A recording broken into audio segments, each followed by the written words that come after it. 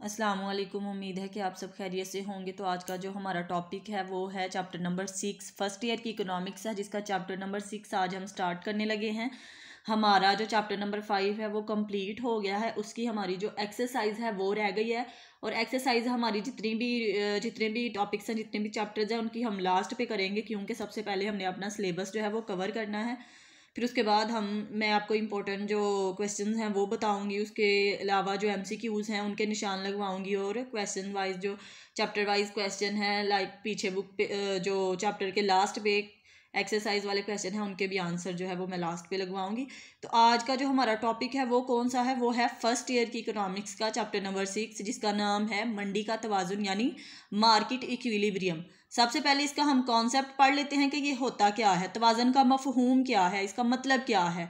तो तवाज़न से मुराद ऐसी हालत है जिसमें एक सिमत में हरकत करने वाली कुव्वत मुखालिफ सिमत में हरकत करने वाली कुव्वत के अमल को बेअसर करके दो कुव्वतें हैं, दो ताकतें हैं जो एक दूसरे के मुखालिफ, एक दूसरे के साइड पे जो एक दूसरे के मुखालिफ यानी कि ओपोजिट खींच रही हैं। तो इससे क्या है कि एक जो पावर है, एक जो कुव्वत है वो दूसरी यानी कि एक पावर इधर खींच रही है, एक इधर खींच रही है, और जब इन दोनों का जोर बेअसर हो जाता है एक दूसरे पे, यानी कि दोनों बराबरी पे आ जाएं, यहाँ पे दरमियान में आ जाएं, तो ये इनका क्या बन जाएगा, ये इनका तवाजुन हो जाएगा। तो दोनों सिमतों को तराजू के दोनों पलड़ों की तरह बराबर कर दे, ये क्या होता है, ये तवाजुन होता है। मंडी का तवाजुन क्या है, माशियात में एशिया की कीमतों का तयन करते वक्त दो कुव्वतें, देखिए एशिया की कीमतों का मुवाजना, उनका तयन करते वक्त क्या होता है, दो कुव्वतें सामने आती हैं। कौन कौन सी कुव्वतें हैं, एक है तलब, एक है रसद। हमने तलब पढ़ा चैप्टर नंबर 4 में, और रसद हमने पढ़ा चैप्टर नंबर 5 में। तलब में क्या था कि चीज़ों की कीमतें ज़्यादा होती हैं तो तलब कम हो जाते हैं, यानी कि किसी चीज़ की जो प्राइस है वो ज़्यादा हो रही है तो हम लोग डिमांड कम कर देते हैं, क्योंकि सारे लोग जो हैं वो ख़रीद नहीं सकते। और जैसे ही चीज़ों की कीमतें कम होती हैं तो हम डिमांड बढ़ा देते हैं। और दूसरी तरफ रसद में क्या था कि जब कीमतें ज़्यादा होती हैं तो जो सेलर हैं, जो आजरीन है, जो ताजर है, वो चीज़ की जो प्रोडक्शन है वो बढ़ा देते हैं, वो चीज़ को, उसकी रसद को बढ़ा देते हैं और अपना मुनाफा कमाने के लिए। और जैसे ही चीज़ों की कीमत कम होती है तो वो उसकी प्रोडक्शन कम कर देते हैं, क्योंकि उनको अपना नुकसान नज़र आ रहा होता है। तो ये दो कुव्वतें हैं, तलब और रसद, एक दूसरे की मुखालिफ सिमत में हरकत करती हैं। जहाँ ये दोनों कुव्वतें आपस में बराबर होती हैं तो इस हालत को क्या कहते हैं, इसको मंडी का तवाजुन कहते हैं। अब इसकी डेफिनेशन है, डेफिनेशन में क्या है कि बाल्फाज दिगर मंडी का तवाजुन एक ऐसी कैफियत का नाम है जिसमें किसी शय की तलब और रसद आपस में बराबर हो जाए, यानी ऐसी कीमत जिस पर ख़रीदार शय को ख़रीदने और फ़रोख्तकार शय को फ़रोख्त करने पर तैयार होते हैं। यानी कि ख़रीदार ख़रीद भी सकता है और फ़रोख्तकार जो है उसको भी लग रहा होता है कि मुझे इसमें जो है वो कोई किसी किस्म का नुकसान नहीं है, वो तैयार हो जाए। तो इस पॉइंट को हम क्या कहते हैं, इसको कहते हैं हम मंडी का तवाजुन यानी मार्केट इक्विलिब्रियम। आगे market equilibrium of demand and supply क्या है कि तलब और रसद का तवाजुन आपस में क्या है, कानून तलब की रूह से शय की कीमत और तलब में उल्ट ताल्लुक पाया जाता है। देखिए ये नेगेटिव रिलेशन है तलब का प्राइस के साथ, यानी कि कीमत जो है वो ज़्यादा होगी तो तलब कम हो जाएगी, और कीमत जैसे ही कम होगी तो तलब ज़्यादा हो जाएगी। तो इससे क्या होगा कि उल्ट ताल्लुक पाया जाता है। इसलिए जब किसी शय की कीमत कम होती है तो इस शय की तलब बढ़ जाती है और कीमत में इजाफे से तलब कम हो जाती है। इसके बरक्स कानून रसद के मुताबिक कीमत ज़्यादा होने पर रसद बढ़ जाती है, जो हमने पहले डिस्कस किया कि जितने भी सेलर हैं उनको अपना मुनाफा उन्होंने कमाना होता है। तो जैसे ही कीमत ज़्यादा होती है वो अपनी सप्लाई भी ज़्यादा कर देते हैं, और जैसे ही कीमत कम होती है वो उसको सप्लाई को, रसद को कम कर देते हैं, उनकी रसद जो है वो कम हो जाती है। इस तरह तलब और रसद की कुव्वतें एक दूसरे की मुखालिफ सीमत में हरकत करती हैं। इन दोनों कुव्वतों की खींचातानी के नतीजे में एक ऐसी सूरत भी आती है जहां ये दोनों कुव्वतें आपस में एक नुक्ते पर बराबर हो जाती हैं। दोनों कुव्वतों का ये नुक्ता क्या कहलाता है, तवाज़नी नुक्ता कहलाता है। आगे इसका गोशवारा भी है, इसकी डायाग्राम भी है, उससे आपको मज़ीद अच्छे से क्लियर हो जाएगा। इस तवाज़नी नुक्ते पर तलब और रसद की मिकदारें एक ही कीमत पर बराबर हो जाती हैं, इन्हें तवाज़नी कीमत और तवाज़नी मिकदार का नाम दिया जाता है। मंडी के तवाज़न को दर्जा झेल गोशवारे और डायग्राम से भी ज़ाहिर किया गया है, वाज़िया किया गया है इसको।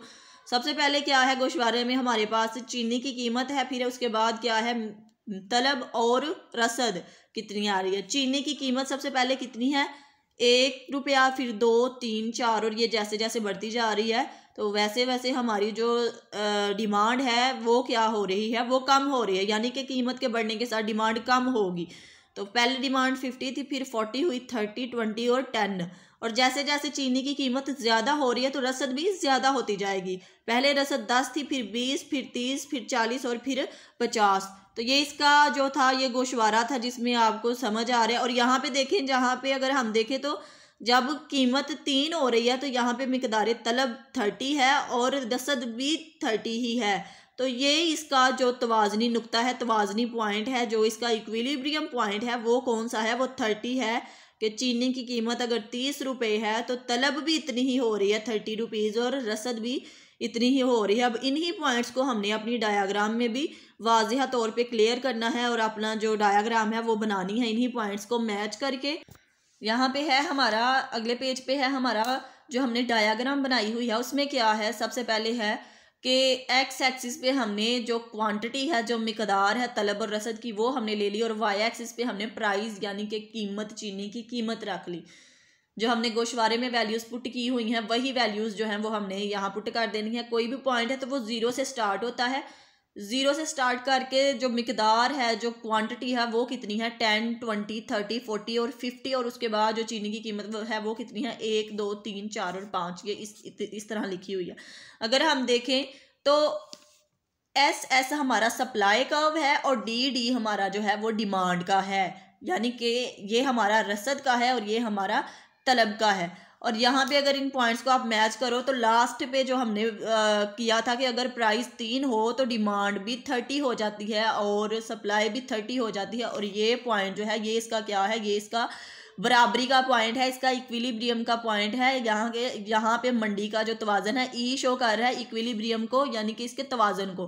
तो यहाँ पे मंडी का तवाज़न है और इसकी एक्सप्लेनेशन आप खुद से ही कर सकते हैं कि एस जो सब कर्व है वो किसको, वो रसद को शो कर रहा है, डी डिमांड यानी तलब को शो कर रहा है। और जहाँ पे ये मिल जाता है इसका नुक्ता ई, वो मंडी का तवाज़ुन हो जाता है कि उतनी ही सप्लाई है, उतनी ही डिमांड है और प्राइस जो है वो दोनों की सेम है। तो ये हमारा पॉइंट था जो हमने मंडी और मंडी के साथ जो हमने तलब और रसद का तवाज़ुन है वो किया है।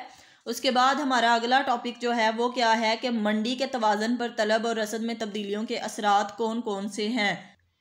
तो इस पॉइंट में क्या है कि कुछ जो मंडी का तवाज़ुन है उसमें तलब और रसद में तब्दीलियों के असरात क्या क्या हैं। तो तवाज़नी कीमत से मुराद ऐसी कैफियत है जिसमें तलब और रसद की क़ुव्वतें आपस में बराबर होती हैं, लेकिन बाज़ औक़ात तवाज़नी कीमत और तवाज़नी मिक़दार दर्जा ज़ैल सूरतों में तब्दील हो जाती है। सबसे पहले क्या है, तलब में तब्दीली की वजह से, फिर रसद में तब्दीली की वजह से, और फिर तलब और रसद में एक ही वक्त में तब्दीली की सूरत में। तो ये 3 पॉइंट्स हैं जिनकी वजह से तलब और रसद में तब्दीलियों के असरात जो हैं वो मंडी के तवाज़ुन पर क्या अफेक्ट करते हैं, किस तरह होते हैं मंडी के तवाज़ुन पर। ये इंशाल्लाह हम अपने अगले लेक्चर में डिटेल से डिस्कस करेंगे। और अगर आपको इक्विलिब्रियम इन मार्केट जो है उसमें किसी भी किस्म की प्रॉब्लम है या जो मैंने पहले आपको बताया है उसमें कोई पॉइंट रह गया है जो आपको समझ नहीं आया, तो आपने कमेंट में लाजमी बताना है। और अगर आपको समझ आया है तो आपने लाइक कर देना है वीडियो को और चैनल को सब्सक्राइब कर देना है। और इंशाल्लाह हम अपना पूरा जो हमारा सिलेबस है वो फर्स्ट ईयर का वो हम क्लियर कर लेंगे। तो मिलते हैं आपसे अगली वीडियो में, तब तक के लिए अल्लाह हाफिज़।